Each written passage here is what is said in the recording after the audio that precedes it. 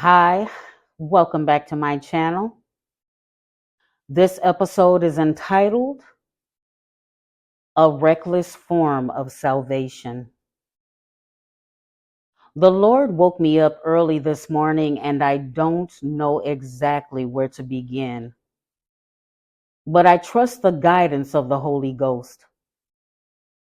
Many of us look to others to work out our salvation through them. While it is wise to have sagacious leaders, we should not overwhelm them in our selfishness. God has given us all talents, and just as there are many disciplines in healthcare, we see the travesty when we neglect these different parts. When we are not of one accord, lives are lost. How easily we use our gifts for worldly things. These were intended by God not only to edify Him, but as an expression of His love for us, given to us to add beauty and comfort to our lives as we worship Him from a foundation of moral compass. Moses was given meticulous instructions for the building of the ark and the tabernacle of the congregation. In the Lord's omnipotence, He designed it to be pleasing to all of our senses. But even then, as it is now, many are not given over to wisdom. Now the Lord said to Moses, "See, I have called by name Bezalel, son of Uri, the son of Hur, of the tribe of Judah. I have filled him with the Spirit of God in wisdom and skill, in understanding and intelligence, in knowledge and in all kinds of craftsmanship, to make artistic designs for work in gold, in silver, and in bronze, and in cutting of stones for settings, and in carving of wood to work in all kinds of craftsmanship.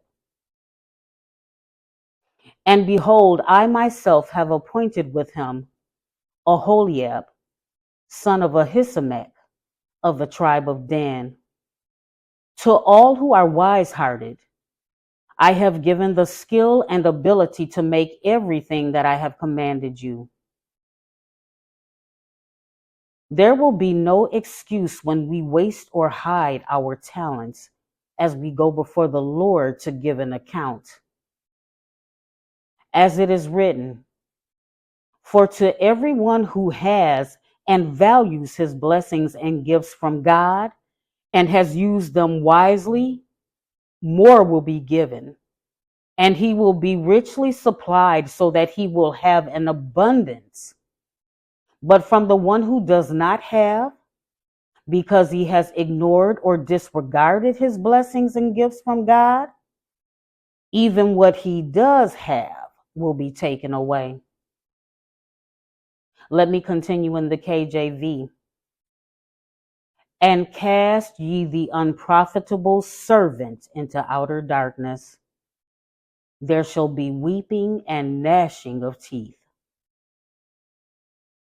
I want to point out how selfish we can be in regard to our own salvation. As Moses was on the mountain spending time with the Lord, let us look at the curse that plagues us to this day. Let no man say when he is tempted, I am being tempted by God. For temptation does not originate from God, but from our own flaws. For God cannot be tempted by what is evil, and he himself tempts no one. But each one is tempted when he is dragged away, enticed and baited. Are you listening? To commit sin by his own worldly desire, lust, passion. Then when the illicit desire has conceived, it gives birth to sin. And when sin has run its course, it gives birth to death. Meditate on this as I follow with one of the most egregious displays of idolatry, given to us as an example of how thoughtless many are in their spiritual walk or lack thereof. How they use the talents given to them and their disdain for God's true servants. Now, when the people saw that Moses delayed coming down from the mountain, they gathered together before Aaron and said to him, "Come, make us a God who will go before us. As for this Moses, the man who brought us up from Egypt, we do not know what has become of him." So Aaron replied to them, "Take off the gold rings that are in your ears of your wives, your sons, and daughters, and bring them to me." So all the people took off the gold rings that were in their ears and brought them to Aaron.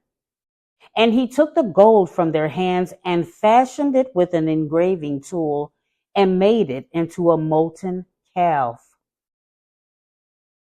Do you understand the cunning works that went into this? And they said, "This is your God, O Israel, who brought you up from the land of Egypt." These are the priests just as it is today. Take heed to how the enemy works. How many today have no problem with mixing what is holy with what is profane when we glorify the works of our own hands. Now, when Aaron saw the molten calf, he built an altar before it. And Aaron made a proclamation and said, "Tomorrow shall be a feast to the Lord." So they got up early the next day and offered burnt offerings and brought peace offerings. Then the people sat down to eat and drink and got up to play shamefully without moral restraint. There was a concerted effort as they rose up early to sin. Their lusts were important to them. Being drunk as they participated in sexual immorality, as they exposed their children to their heinous deeds. They were as Sodom and Gomorrah. There were no limits to their wickedness. God pointed out to Moses how quickly they turned aside from his commands, and had not Moses, whom they had so much contempt for, had not intervened on their behalf, God would have destroyed them. This is a testament to what was really in their hearts. Many do not truly want to serve the Lord because of the wickedness within them. They want what he provides for them, what is convenient, without having to do anything for it. What they don't understand is that even when they worship Satan, he will not give them of his power for naught. And the fact that many will still kill and destroy for him is a further testament of who they really are. There are a chosen few that will put in the time in intimacy with him, that will sacrifice their lives to know him, so that the egomaniacal ones can just absorb them and drain them of their positive spirituality as energy leeches. They want the benefits of the wedge of protection and blessings that Jesus provides for his servants with wrong motives and intent while doing the bare minimum.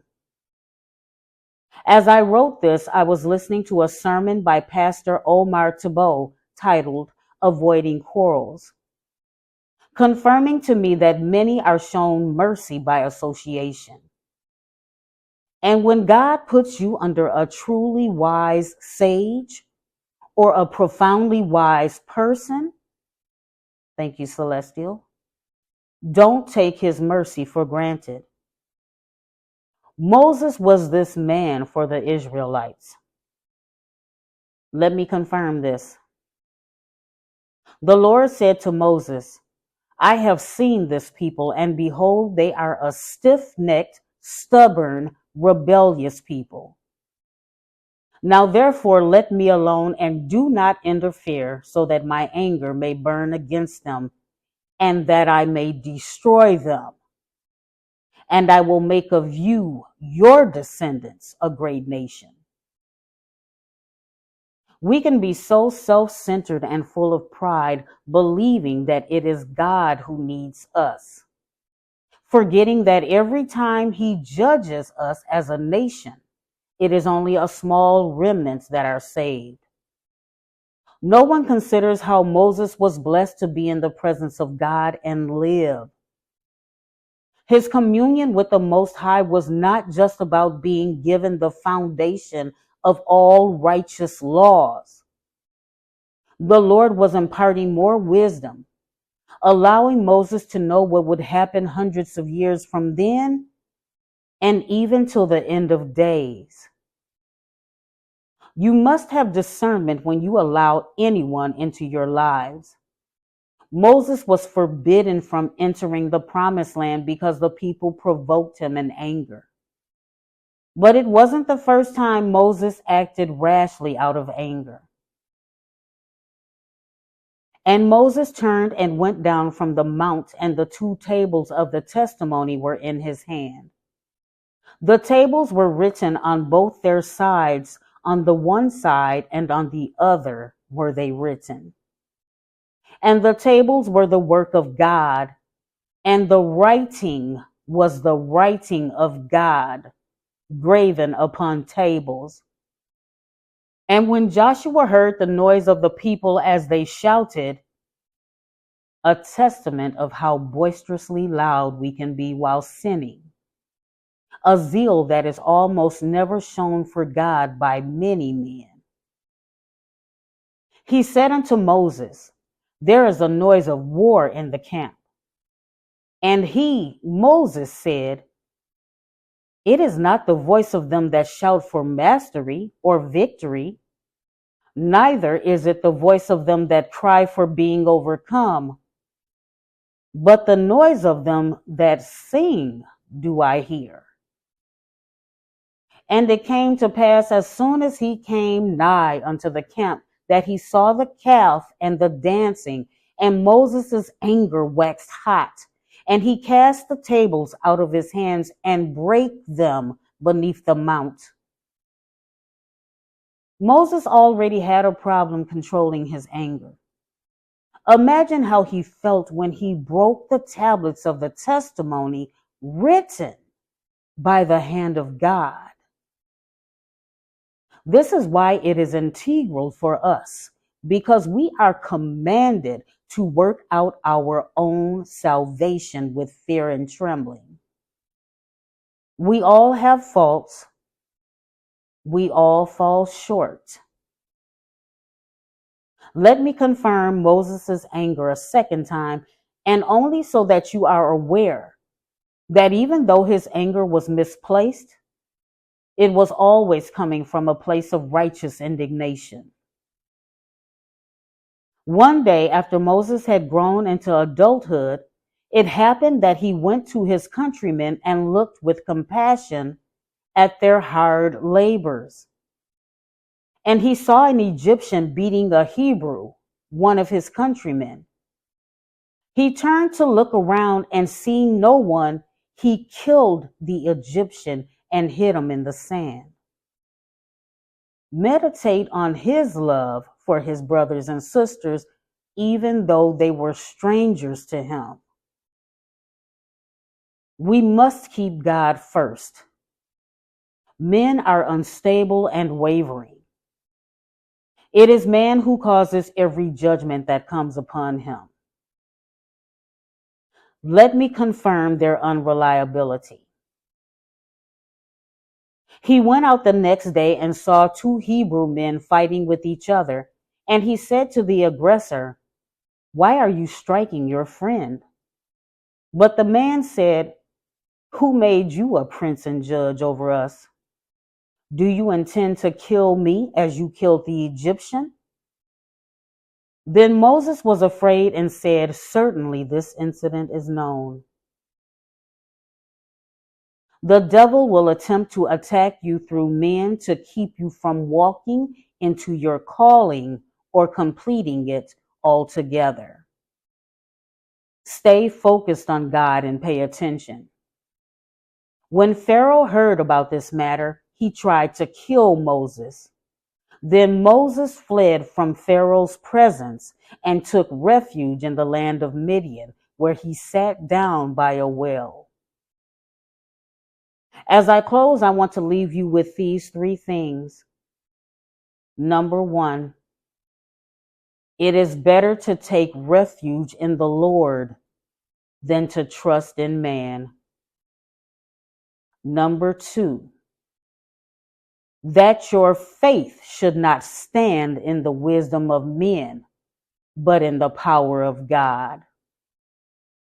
And number three, heed the warning, the execrate. Thus says the Lord, cursed is the man who trusts in and relies on mankind, making weak, faulty human flesh his strength, and whose mind and heart turn away from the Lord. Always coming from a place of love and in truth. And again, I humbly offer you some additional resources as the Lord is bringing them to me, as this prophet has described given to her from God, so that you may prepare for what is to come. Click the link below. The end times are upon us. And because of my love for the Lord and my family and for you, and the great sorrow that I feel as I see those around me walking in oblivious darkness and untruths, I feel compelled to provide Celestial's teachings to you. The links are referenced but inactive on the vlogs, but are available on the blog/podcast pages of my site at BenevolentWoman.com. Please visit Celestial's site, the Master's Voice Prophecy blog. Thank you again. This is a new addendum. Also see The School of Hebrews with Pastor Omar Tabo. God is calling his people. Thank you again.